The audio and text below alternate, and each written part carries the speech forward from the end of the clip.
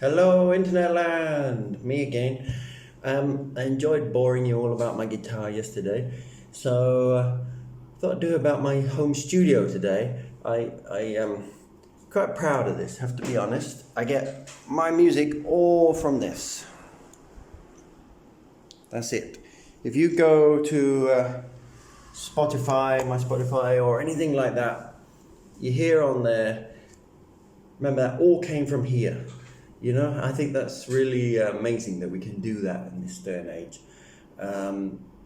Wasn't cheap, but it really didn't cost a fortune either. So I've dreamt of having my own studio my whole life, really. And so there's really quite a bit to go through, and I don't want to bore you. So I just want to talk about the hardware today, what I've got, because it's worked out very well for me, I think. First off is the computer. Okay, I got a Mac Mini. If you've ever used a Mac, you'll never go back. They just work. You switch them on, they work. There's no problems that I have anyway. I used to have an old Mac, Mini, the 2011, and it really struggled.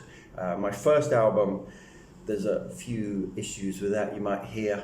And it was all done on that, and I couldn't really preview it properly because it wouldn't, once you got everything on it, it wouldn't play back preview properly. You have to freeze the tracks all the time and unfreeze, and I'll tell you about that next time.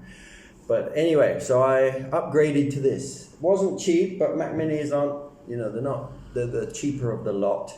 I have my own screen that I had from before, keyboard, mouse, you have to get that. It's just the box. That's what I got. So it's 16 gigabytes of RAM.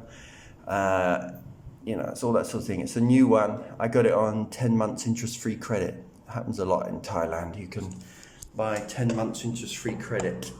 Don't know if you can do that elsewhere, but it was great. I paid it off, and I'm very happy. Another thing I got is this. The Avid 11 rack.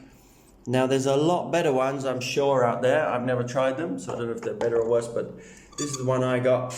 It was really good price, and it was it came with Pro Tools as well. At the time, I think Pro Tools was $600 or $300, can't remember what it was, and the Avid 11 rack is $300 or $600, whichever it was, with Pro Tools included. So basically one of them was free, whichever way you want to take it as. So it was a no-brainer. I brought it, it's fantastic. Now they don't include that, but the Avid rack is cheaper. I think it's about half the price it was. It's been great for me. As I say, there'll be other amp profilers. You got loads of different presets. I'm a sort of preset guy, and then I muck them about. So you got different amps, different cabinets, different mics, and loads of effects and things up there too. JW Flam, that's me basically. I don't use too many of them. I've got just a handful that I use. What's also great about it is see it's on guitar up there. You've also got mic, and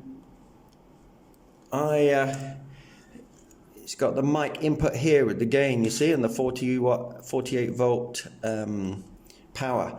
So I use it as my digital interface as well. I did have one of those red things, I forget what they're called, a little box, and I just found it recorded the vocals better through this.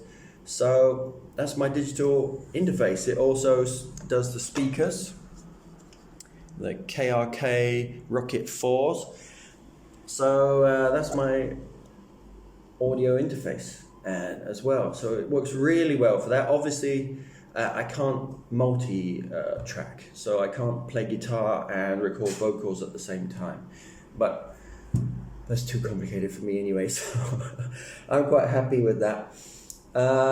It's worked very well. As I say, the other ones that are more expensive, probably better, but I can't recommend that enough.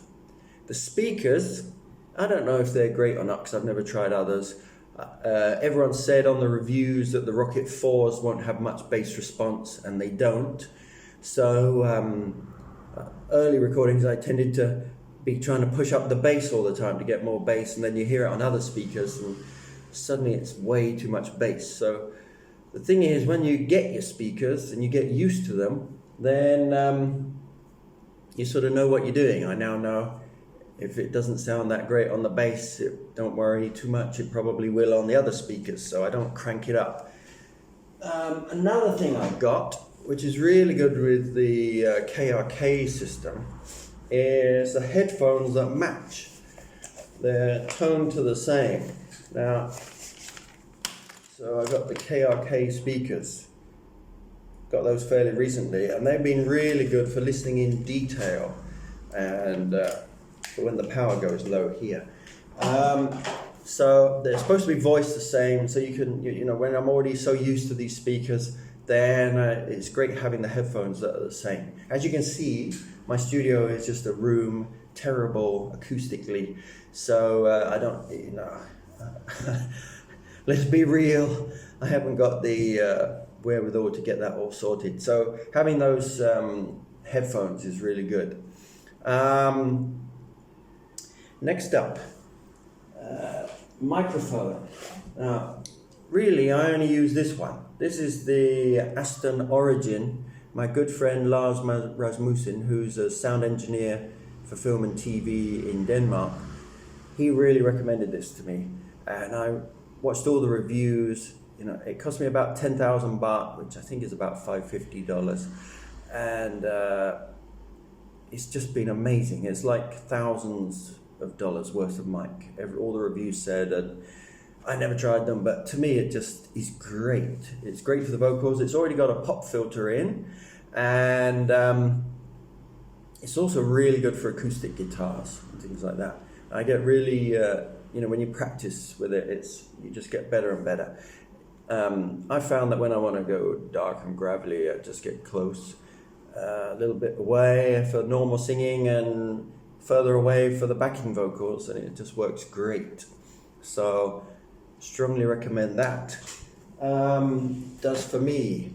I also use this. I got this for when I was playing out in resorts a fair bit, because I got really fed up turning up to places and the sound systems were terrible, and trying to EQ it was just a nightmare. So I just put everything to neutral and use this. This has a great EQ and everything like that, so I don't use it much for the recording, but I go through it. It's nice to have it softly EQ'd a bit at the start, so you don't really need this. I just had it, so it works well and I use it. Another thing, on Koh Phangan, I live on Koh Phangan. It's emerging third world, I would say. Thailand doing pretty well, but there's still problems. And you see on that voltage meter, 205, it's supposed to be about 220. In the afternoon, it often dips to like 158. Lots of mains hum is a real pain, so I try and get anything I can to make the power better. I got this, so that's a PC10C AC distributed conditioner. Don't know if it really helps that much, but it wasn't that expensive, and it's a great multi-socket. So that's all the hardware. Oh, no, I also got obviously a little keyboard, Line 6. Do this one, very cheap, not brilliant. I would like a Native Instruments one, but we'll see when the budget comes. Okay, so that's the hardware. Don't want to bore you, so I'll do another one about the software at another date. Cheers. Check out my stuff on Spotify and stuff like that. You might not like the music, but listen to the production, because I get it all from here. Okay? Cheers.